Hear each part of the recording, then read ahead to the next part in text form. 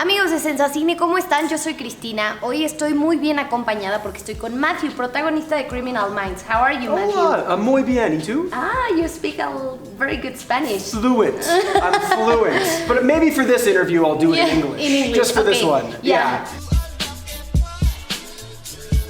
What is the thing that you're gonna miss the most about Reed? You know, it's funny. I won't miss a lot because having grown up with him for so long, it feels like that character and the crew and the cast, we've all become kind of like part of each other. Yeah. So I'll take everybody with me wherever I go. And it's always there in my mind. And so I'm just very thankful to have gotten to play him for so long. How was the last table read? Was it like too emotional? It's so funny. I don't know why. Like I think it's a very good sign, but it didn't seem overly emotional to anyone. Not because we wanted it to end. It's kind of what I said earlier about I feel like we've been a part of each other for so long that we've grown into one thing. So it was like beautiful, and it kind of felt like, it felt a little bit like going to the funeral of your grandfather who's 175 years old. So you're kind of, you're like, oh, I'm sad that he's gone, but whoa, he really had a great life, and it felt more like a celebration than a like sadness.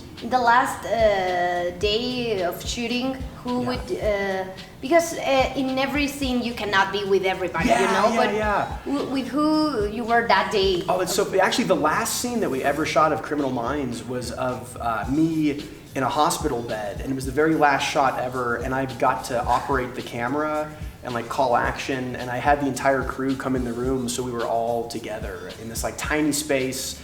And everybody was just smiling and brimming with excitement, and everybody got to be a part of that very last action. And it felt very special to me because when we shot the pilot 15 years ago, the very first thing we shot was a shot of Reed reading, and I operated the camera and got to call action for that shot. Which scene or case or drama plot was like very terrifying for you? They've all been really terrifying to me because again, since I never really traditionally studied acting, the only way that I know how to act is to really believe what's happening. And I'm like I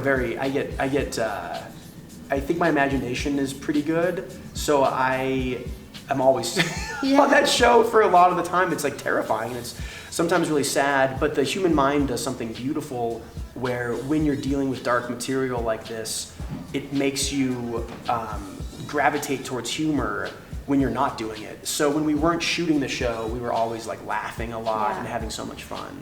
It's awesome.